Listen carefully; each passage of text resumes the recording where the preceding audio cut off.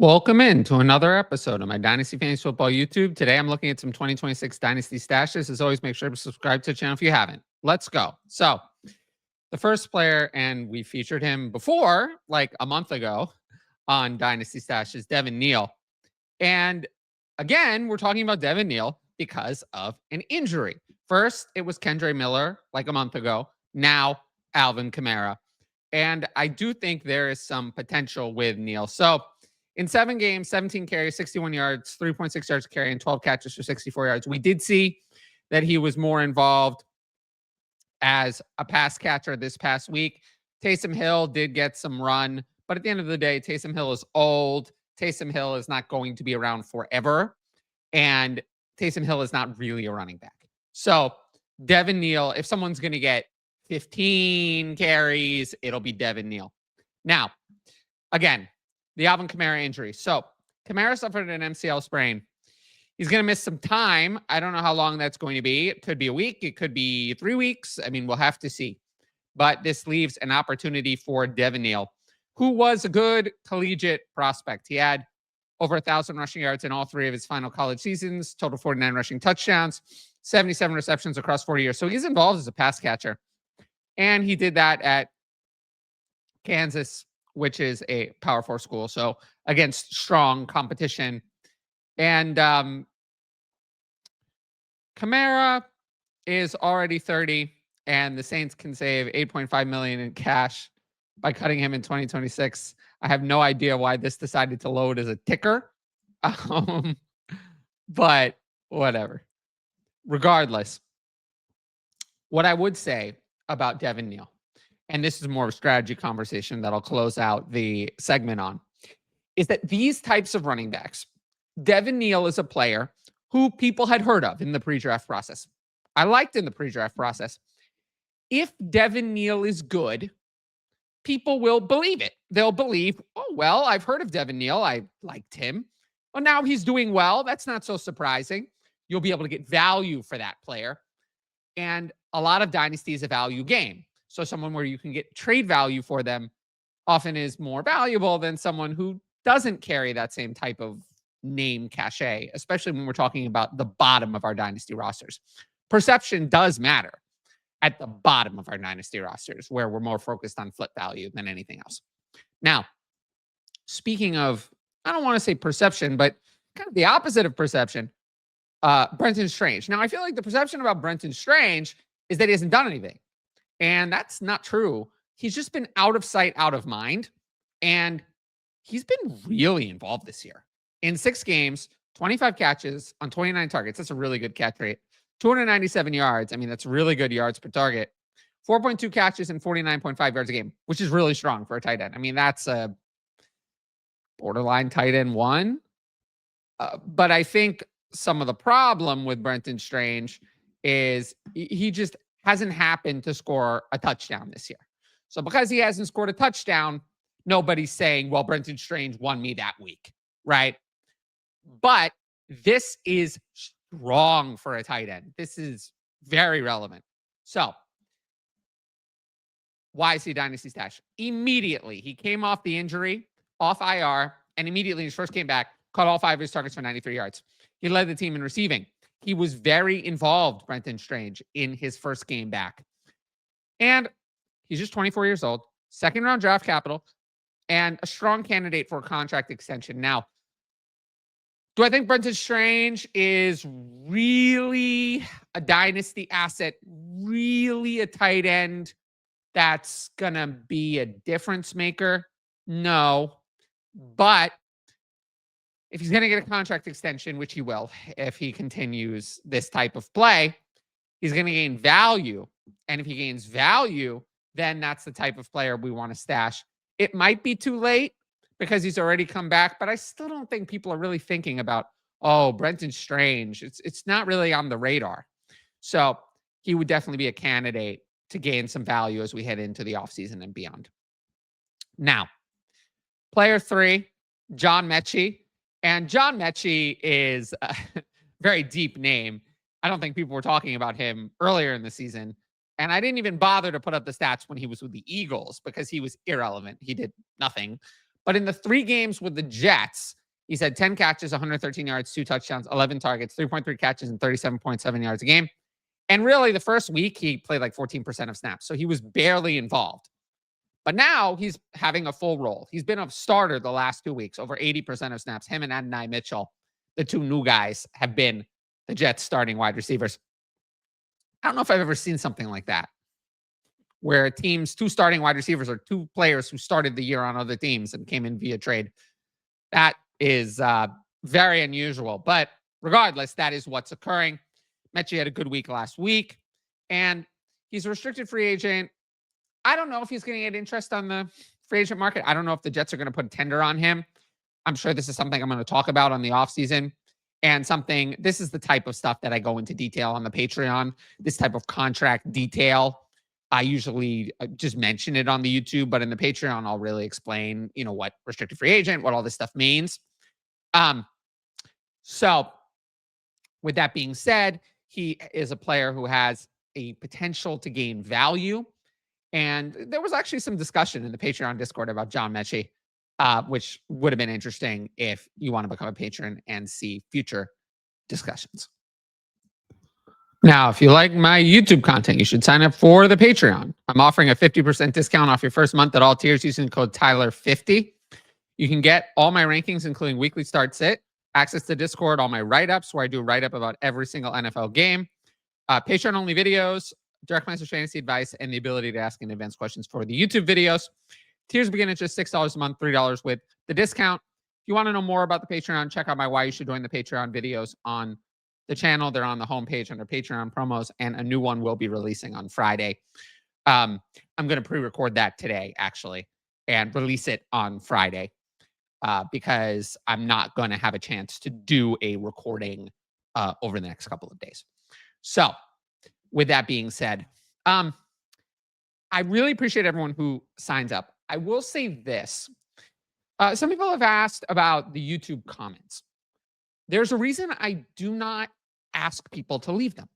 They are irrelevant to the YouTube algorithm whatsoever. Totally irrelevant. So there's no real benefit to having lots of discussions in the YouTube comments. I have discussions in the Discord. The only things I ask people to do for the channel are subscribe and just watch the videos. That's all that matters for the YouTube algorithm. Beyond that, the other ways to support me are the Patreon. The Patreon is the only other thing that I'll promote, obviously, besides watching videos, subscribing to the channel, and then beyond that, all that matters is the Patreon. And that's why I do all of my other content. I don't really do anything on Twitter anymore. I don't really do anything on the YouTube comments anymore. I really have moved on. I have found that the space on Twitter is very negative, totally not helpful, and I'm more likely to interact with a robot or AI than I am with a human. So for those reasons, there's just no reason to do any of that. So I have a great community in the Patreon Discord and all of my content on there. And you can access it by using this code, Tyler50, at patreon.com/fantasy advice. I'm never giving that link up. And I would love to see more people join. I really appreciate everyone who's joined so far. And I'll explain more of this on the promo video on Friday. With that said, I'll jump into my next player. So my next stash is Chris Rodriguez, and he's coming off a bye, so he's kind of been, not talked about as much in the discussion. But I will say, and you'll notice that a majority of these stashes are running backs. Very rare. Sometimes I'll have, obviously there are 4 fantasy relevant positions. Typically on these videos, I'll have at least 2, if not 3 running backs discussed. Why is that? It's because running backs break out from nothing much more often than wide receivers for sure. And, even quarterbacks or even tight ends, and stay there. Rodriguez is someone who is a typical stash candidate. This year, he's been decent. 60 carries, 279 yards, 3 touchdowns, 4.7 yards a carry. That's all good. 1 catch, 6 yards. That's not so good. We know what Chris Rodriguez's ceiling is. Chris Rodriguez is not going to be a fantasy RB1. I'm not telling you he will. Chris Rodriguez's ceiling could be what Brian Robinson was right? I mean, that's what he could be, a low-end RB2. Now, the thing about Chris Rodriguez is we've seen running backs break out from less. Rodriguez has actually been good, which is interesting. I don't think I really, just full transparency, I don't think I looked back at Chris Rodriguez's career until it was time for me to do this video. I discovered some things that actually made me like this call a little bit more. 4.8 yards per carry for his career. Now, yards per carry is not my favorite stat, but it is somewhat relevant in that 4.8 yards per carry is not irrelevant. But what I think is more interesting is the 2.9 yards after contact. 1.9 to 2 is like average for a qualifying running back. 2.9 is insane. Very, very strong. He's been good in this mark every year. I know it's a small sample size, but his career is like 150 carries. It's not that small of a sample size. This is a strong number. Rodriguez has been pretty good every time he's gotten the chance to play. Now, again, is Chris Rodriguez going to be a league winner? Probably not. But you're also probably not going to find a league winner on these stash videos, right? That's unlikely. Maybe the next player actually does fit in that category. But typically you won't. You just want to find someone who gains value. If Chris Rodriguez is the starter for the rest of the year, as I think he will be, assuming he stays healthy, this is someone who could gain value. This is someone I want on my team. And maybe I could sell later or down the line for something. Now, last player, and I do think this could be a league winner, is Jacoby Brissett. And the reason I want to talk about Jacoby Brissett again, I talked about him on the 5 takeaways video, kind of as it related to Michael Wilson, but I wanted to give Brissett an entire segment because I think I heard on a recent Dynasty show, and if you're in the Patreon, I talk about this a lot, bad Dynasty content, lazy, unresearched Dynasty content. Here was their segment on Jacoby Brissett. Well, I think he's going to sign with the Vikings in the offseason. Incorrect. Jacoby Brissett is under contract with the Cardinals, so he won't be signing with the Vikings in the offseason. That's impossible.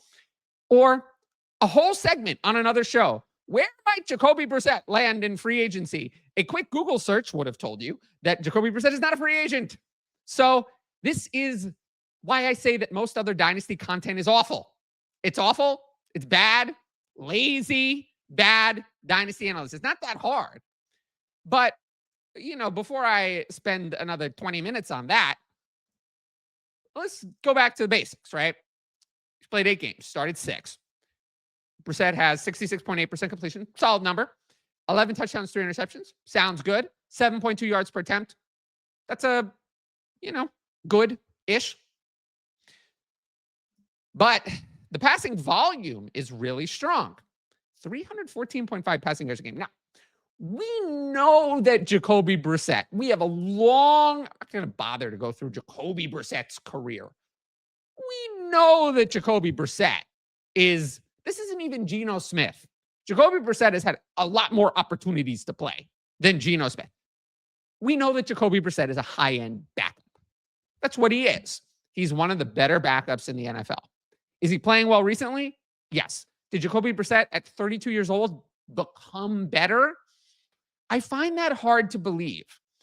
But sometimes situation can make a high-end backup play like a mid to low-end starter. And for whatever reason, things are going that way.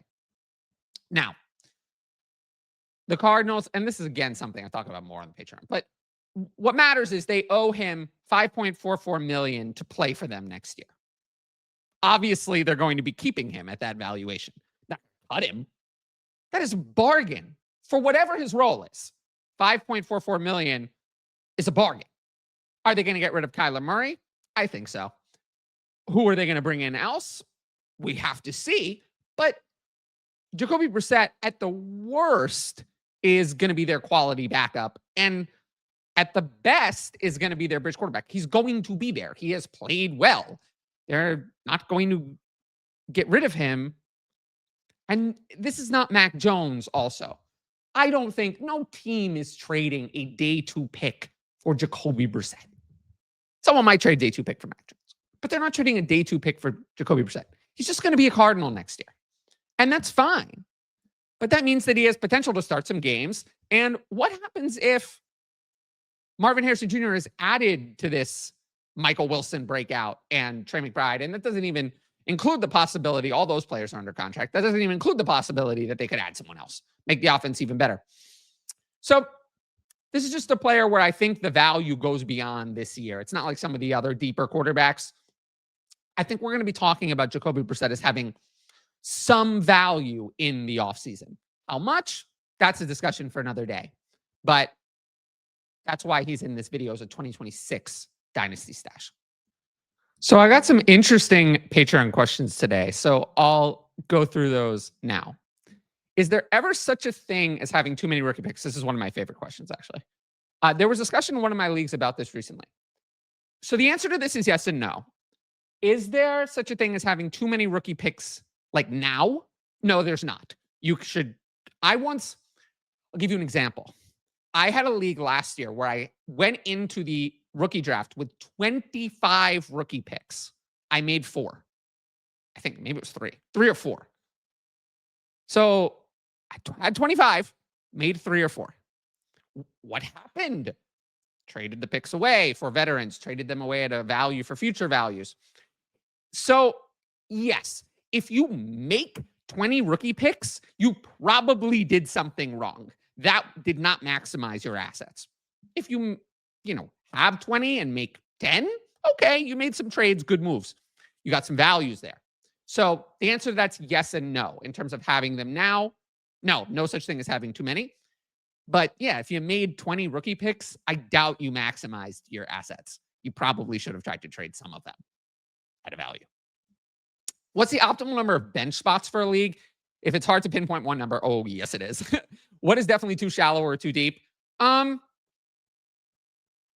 Honestly, I think for me, in a 12-team league, I want to have at least 25 total spots. So if there's 10 starters, that would mean at least 15 bench. I personally prefer a little bit deeper, but not too deep.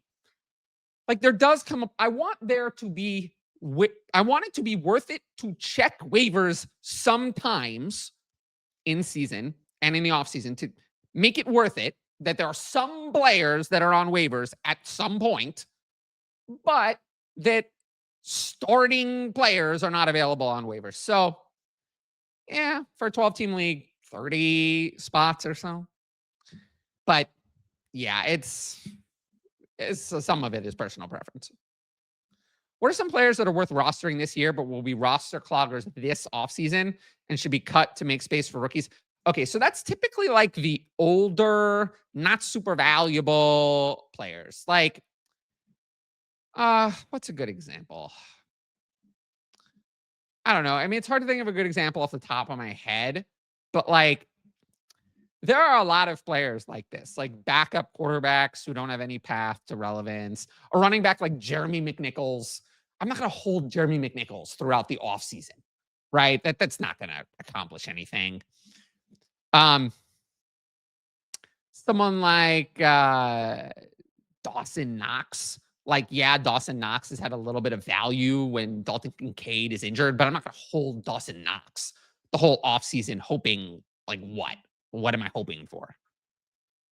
Samaje Perine. Am I going to hold on to Samaje Perine in January? Because maybe he'll possibly be not relevant later. These are players, okay, in August, you start to look, okay, maybe I want to consider picking up a player or in this category. Older wide receivers like Sterling Shepard. I'm not holding on Sterling Shepard. Players like that. Which teams may have a head coach or coordinator change going into next year? Okay, so this is something I'm not going to get too far into predicting which teams may have a coordinator change. The things that I'm looking at are the teams that have already fired their head coaches, the Titans and the Giants. For sure, those are ones I'm looking at. They have young quarterbacks. They will be making a change. They already have made changes. And who the Titans and Giants hire as head coach and possibly offensive coordinator, depending on the head coach, that's going to be something I'm looking at in very close detail. Beyond that, yeah, I'm not really going to get into where changes might happen because we don't know if change is going to be good or bad or improve things. And in terms of fantasy relevant impact, I think in some ways we overrate coaching, but in some ways we underrate it. It really depends on the coach and the situation. And I prefer to just kind of talk about this type of stuff when it happens instead of talking about it in advance. Yeah. Do you have a preferred trade deadline? Okay. One of my leagues is week 11. That feels really early. I agree with that. For me, I've come around on the trade deadline.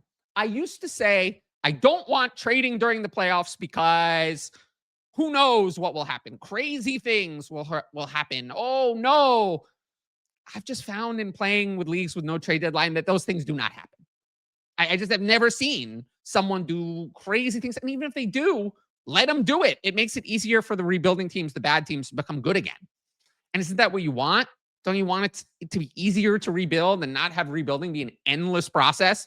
The later the trade deadline, the easier rebuilding is. It gives the rebuilding teams more time to sell assets. So I've come around to no trade deadline at all. I think, honestly, it's come to a point where I would not play in a league where there's a trade deadline in the regular season. For me, the two choices, I prefer no trade deadline. If there has to be a trade deadline, I would prefer trades to lock at the last regular season game. So after week 14, if you want to say no trades in the playoffs, okay, that I can understand. It's not my first choice, but I can understand that. I don't want any trade deadline in Dynasty during the regular season. That makes no sense. That's a redraft concept, not a Dynasty concept. What's your general advice on the use and accumulation of future non-first round picks? How do you personally utilize late thirds and fourths? You also mentioned that I'm sure that I've been asked this. I have been asked this many times.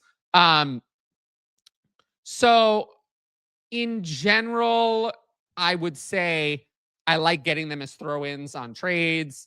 And then, I don't know, I mean, once we get to the third and fourth round pick, my strategy with first and seconds is often to trade them during the rookie draft.